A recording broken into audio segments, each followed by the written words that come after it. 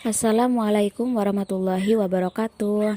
Selamat pagi teman-teman. Jumpa lagi dengan saya Suhaini, Prodi Tadris Bahasa Indonesia, Institut Agama Islam Negeri Madura, Fakultas Tarbiyah kelas D.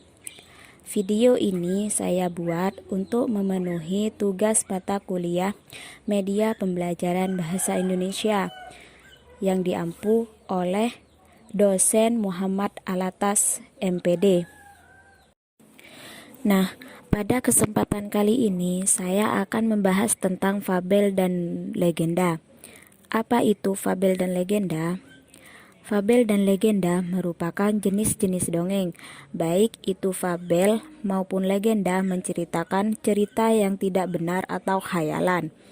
Namun, cerita fabel dan legenda di sini banyak mengandung moral, sehingga cocok sebagai sarana pembelajaran bagi anak-anak.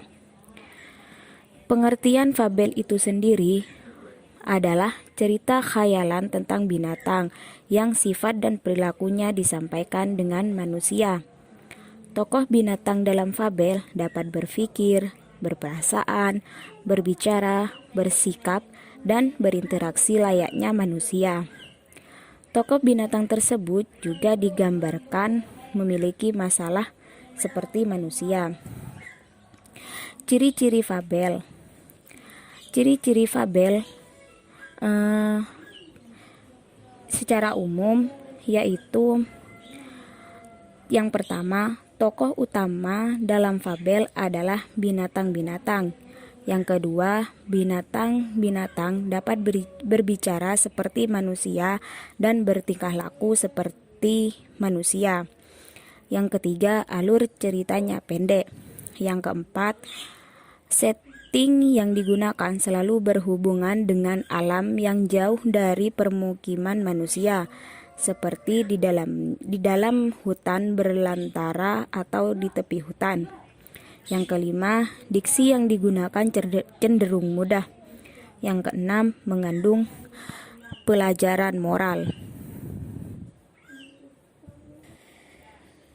Selanjutnya yaitu pengertian legenda, di mana legenda adalah cerita khayalan yang berkaitan dengan asal-usul terjadinya suatu tempat. Tokoh-tokoh yang ditampilkan dalam legenda biasanya menarik dan memiliki kehebatan yang dibuat jangkauan akal sehat manusia. Ciri-ciri umum legenda. Yang pertama, tokoh utama dalam legenda adalah manusia. Yang kedua, akhir dari cerita legenda akan menunjukkan suatu tempat yang benar-benar ada. Yang ketiga, alur ceritanya pendek. Yang keempat, tokoh-tokohnya memiliki kekuatan gaib yang mengagumkan. Yang kelima, setting yang biasanya digunakan berhubungan dengan suatu tempat yang berpenduduk seperti kerajaan, desa, atau tepi desa di dekat hutan. Yang keenam, diksi yang digunakan terkadang mengandung istilah daerah tempat legenda itu ada. Yang ketujuh, mengandung pelajaran moral. Adapun unsur-unsur intrinsik dalam fabel dan legenda. Yang pertama, tema. Tema merupakan makna keseluruhan yang didukung cerita. Yang kedua, tokoh. Tokoh di sini adalah orang yang melakukan perbuatan dan mengalami peristiwa, sedangkan penokohan atau karakter mengacu pada pandangan, sifat, sikap, dan emosi tokoh.